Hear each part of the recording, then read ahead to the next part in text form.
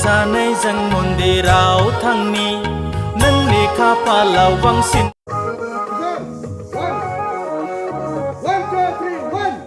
बयबो निउस नायगिरिफोरनिसिम आंनि गोसो गोरबोनिफ्राय खुलुमनायखौ जासिहरनाय थाबाय बेवहाय आङो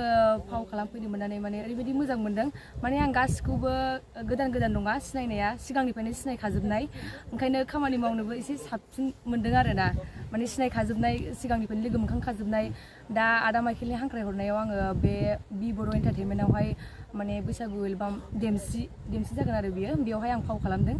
दा बेखौनो रायजो राजाफोरखौ मा खावलायगोन बे एलबामखौ रायजो राजाफोरखौ आं बेखौनो खावलायो माने दानि जुगावथ' बारा देमसिखौहाय मानसिफ्रा माने बारा खालामनाय आं नुवाखै माने पार्सनेलि आंबो बारा मिथियामोन आरो देमसिखौ एबार आं फाव खालामनानै मिथिनो मोनबाय बेखायनो आङो माने जायफोर सोरबाफोर मिथियाबो जानो हागौ देमसिया माबायदि ओमफ्राय एबार बेयाव नायनानै सोरबा मिथिगोन आरो दानि जेनेरेसनफोरनि सुबुंफ्रा बेखायनो आङो नायनो थाखाय खावलायनाय जायो ओमफ्राय आरो नै बे बर' एन्टारटेनमेन्ट चेनेलखौबो साबस्क्राइब खालामनानै होनो थाखाय बयखौबो खावलायनाय जाबाय आरो बैसागुनि गोबां प्रडिउसारफ्रा एलबाम बानायगोन बिनि गेजेराव नोंथांमोननि बे एलबामाबो खोब रंजाथाव एलबाम जागोन होनना सानदों नामा आंथ' माने गानखौनो ओरैबायदि रंजाथाव मोनगासिनोखा आरो आंबो बिराद इन्जय लानानै माने बेखौ शुट लागासिनो दङ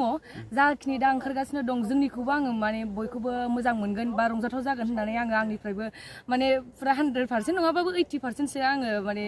माबा दङ आरोना आसा दङ आरोना रंजागोन होननानै देग्लायनि नैबे बैसागु मेथाइ मोसानायाव नोंथाङा मोनबेसेसो एलबाम गादों एलबामखौ आङो दा गाथ'नाय जायाखै दा बेनो फार्स्ट आरो आंना देग्लायनियाव आरो सिगाङावथ' बिराद गाबोबाय खिन्थु बेबायदि टाइपनि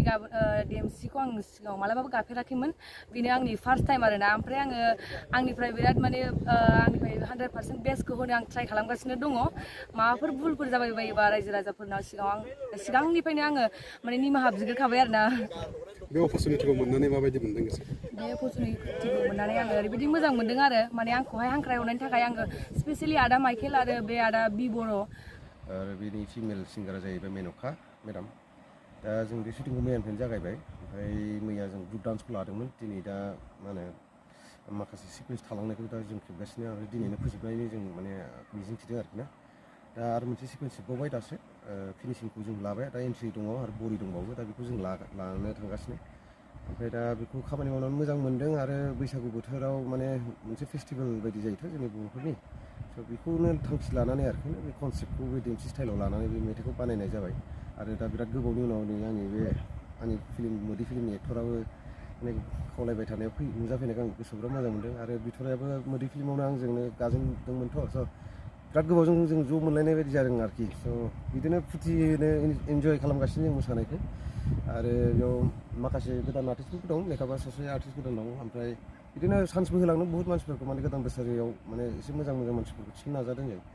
स' बिदिनोसै आरो माने बैसागुखौ माने एसे मोजाङैनो जों माबा मोनसे कन्ट्रिबिउसन होनो हायो खोमा एलबाम मोजांफोर दा बेखौ नाजादों आरोखि जों नैबे एलबामावहाय नोंथांमोना मा लकेसनावहाय ओरैनो सेबखांनाय जादों जोङो लकेसनखौ माने मिथिंगाखौसो लादों आरोखि बांसिन मानो होनबा बैसागुआवथ' नोङो मिथिंगाखौसो माने समायना नुयो नालाय दा बेखायनो जों माने लकेसनखौ लकेलावनो लादों बारा गोजानाव थांनांगौ दरखार जायाखै जों बिजनि एरियायावनो लादों मानो होनबा जोंना आंबोथ' बिजनिनि जाहैबाय आरो जोंना प्रडिउसारबो खाथिनि जाहैबाय स' आंहा एसे मेनेजमेन्टआव गोरलै जायो स' बेखायनो बिजनियाव माने शुटिंखौ रायजो राजानि थाखाय माबायदि मोजां जानो हागौ मोसानो मुसुरनो दा बिथांखौथ' नै सिनायखायो एक्टरखौ सिनेमालाइबो होनो आरो मोजां नामाथ' जोंसार थ' बिथाङाथ' कमेडि गादों बेयाव दा मोसाफेरा मानसिया होमबाबो आथिङा सागुलायनाय मोसागासिनो आरो दंबावो दा मोसानांगौआ दा एक्ट्रिसाबो एसे मेंगुलायदों दहाय मोसानायाव माने देमसिया एसे बोलो नांगौ नालाय बे गाना मेथाइआ मोसानायाव दा मोजां मोनदों जों करिय'ग्राफ खालामनोबो मोजां मोनदों खेबग्रायाबो मोजां मोनदों मोसाग्राफ्राबो मोजां मोनजोबदों दा एसे बोथोराल' एसे जोंखौ एसे माने दिगदार खालामबाय थादों आरोखि होमबाबो जोङो माने फासययाखै जों नाजागासिनो आरोखि फोजोबनो नोंथाङाबो सासे राफोद लिरगिरि लोगोसे बिथोन होगिरि दा बेनि बेलायाव नोंथाङा नैबे समाव मा प्रजेक्टफोरखौ लानानै दायो खामानि मावगासिनो दा प्रजेक्टआ जाहैबाय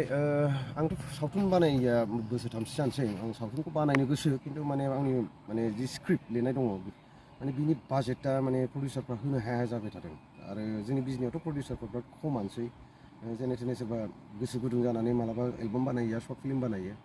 दा आंनि आखायाव दङ मोनसे सर्ट फिल्म फैनांगौ दंमोन एफएनएफ प्रडिंनिफ्राय दा बे बिथांनि प्रडिउसारनि माबा सोरबा न'खरनि मानसिया माने एसे हस्पिटालाइज जानानै दंमोन दा बेनि थाखाय ड्रप दोनथ'नाय जाबाय ओमफ्राय बिनि उनाव आरो नैबे बिथां बि बर'निनो आरो मोनसे एलबाम दं आरो आङो बे फैगौ मोनसे सावथुन दं सालबोलावरि होननाय गोजोन डाइरेक्टर आंनि लोगोनो बेयो जाहैबाय लोखोमपुराव शुटिं लादोंमोन दा बेयाव दोंथाम मेथाइ लिरना हरदोंमोन आं ओमफ्राय बेयाव आरो बुहुत गोबावनि उनाव आं माने दोंनै मेथाइ रोजाबनो मोन्दों बे मोनसे सावथुनाव ओमफ्राय दा सावथुनखौ सावथुन होनोबा आं नेगासिनो माने प्रडिउसार मोजां मोनाबाथ' अभियासलि आं मावगोन माने सावथुनखौथ' मोजां बानायनो लुबैयो नालाय दाथ' बयबो आपग्रेड जाजोब्बाय स' बेखौनो नेगासिनो माने आंबो नेगासिनो माने माला मोजां प्रडिउसार मोनो आरो बिदिनो मोनसे मोजां सावथुन बानायनो हायो आरो एलबामफ्राथ' फैबाय थाखायो बिदिनो आरो सर्ट फिल्मफ्राथ' फैबाय थागासिनोखा माब्लासिमाव नोंथांमोना बे एलबामखौ रिलिज खालामनो सानदों डेटखौ जोङो माने दिनैसो जों फोजोबगोनथ'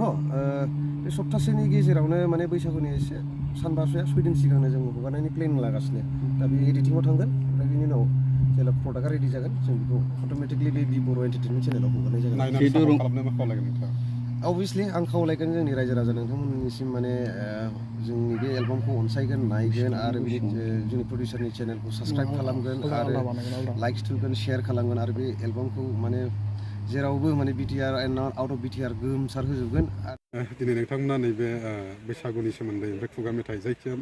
खुगा मेथाइ मोनसे एलबामनि थाखाय प्रिपेरेसन खालामदों गिबियावनो खुलुमबाय रायजो राजासिम आरो नोंथांमोननि जे प्रटेस्ट चेनेल बिथांमोनखौबो गासैखौबो आंनि खुलुमनाय आरो सिबिनायखौ जासिहरदों दिनैहाय बिजनियाव फैनानै माइकेल मुसाहारिनि डिरेक्सनावहाय आरो बि बर' एन्टारटेनमेन्टआवहाय गोबाव समनिफ्राय आङो ओंखारफिननाय जायाखैमोन आंखौ खावलायहरनाय हिसाबै दा दिनैहाय नै ओंखारफैफिननाय जाबाय बे लामायावहाय दा आसा खालामो रायजो राजाया बयखौबो आरो जोंनि बे देमसि मेथाइ जि मिउजिक भिडिअ खालामदों बेखौ बयबो नायनानै मोजां मोनगोन होननानै आरो बि बर' बिथांनि जे चेनेल बेखौ साबस्क्राइब खालामनानै होयो बेखौनो आंनिफ्राय गोसो गोरबोनिफ्राय आरोबाव खावलायनाय थाबाय आरो देमसि बर' मेथाइआ थारैनो बैसागुजों सोमोन्दो थानाय मोनसे एलबाम जागोन नामा बैसागुजों सोमोन्दो थानाय एलबामानो देमसि मेथाइ खोनासंनानै मोजां मोनगोन रायजो राजाया आरो नायनानैबो मोजां मोनगोन मानो होनब्ला जोंनाव माखासे गोरों आर्टिस्टफोरबो दङ स्पेसियेलि जोंना जे डिरेक्सन होनाय बिथाङाबो मोजां डिरेक्सन होदों बेनि अनुजायैनो जोंबो खालामलांगासिनो दङ थारैनो बैसागुजों सोमोन्दो लानानै मा बेरखांहोनो नाजादों नोंथांनि गेजेरजों बेरखांहोनाया बेनो जाहैबाय दा बैसागुआवहाय जोङो जे बे फोरबोआवहाय जे जोङो माने गिदिंबायनानै जेनाखि फोरबोखौ जों फालियो बेहाय सेंग्रा आरो सिख्ला जेनाखि जंखायलायो बेहाय माने गोबां जंखायलायनाय आरो एदावलायनायखौ नुनो मोनगोन बे हिसाबैनो बैसागुजों बे थांफानाय जाहैबाय आरो दा नैबे एलबामखौ नायनो रायजो राजाखौ मा खावलायगोन नोंथाङा रायजो राजाखौ बेखौनो एलबामखौ नायनानै मोजां मोनगोनखौ आं आसा खालामदों आरोबाव इयुनाव आरो फैबावनाय टाइमावहाय आरोबाव मोजांसिन खालामनो थाखाय जोंबो सेस्था होगोन बेनो आंनिफ्राय बुंनाय आंनि मुङा बि बर' देमसि मेथाइ गोदान बेखौ शुटिं जागासिनो जों हायोबा 1 तारिखनि खाथियाव हगारनो थाखाय आरो बे चेनेलाव बि बर' एन्टारटेनमेन्ट चेनेलाव फैगोन बे देमसि मेथाइआ ओमफ्राय मा बुंबावनो आरो एसेमानो रायजोआव अननानै साबस्क्राइब आरो एसे आवगायहोदो प्रडाक्सना गोदान नामा गोदान प्रडाक्सना गोदान माने मोनसे दंखायो मुभि सर्ट मुभि दंखायो लथं फथं बे चेनेलाव नोंथांनि बे गोदान एलबामखौ रायजो राजाफोरखौ नायनो खावलायदों एक्टर हिसाबै सोर खालामदों आरो एक्ट्रिसा जाबाय बिथराय मा लिरदोंमोनथाय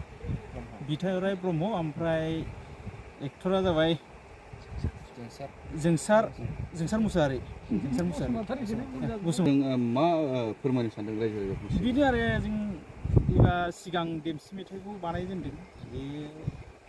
दा बुंनो हाया माबायदि जायो दा रायजोफोर राजाफोरनि गेजेरावसो आरो बियो मेथाइखौ नोंथांखौनो खनदों होननानै मिथिनो मोननाय जादों रायजोफोरनि सायाव खननानै होनो हागोन नामा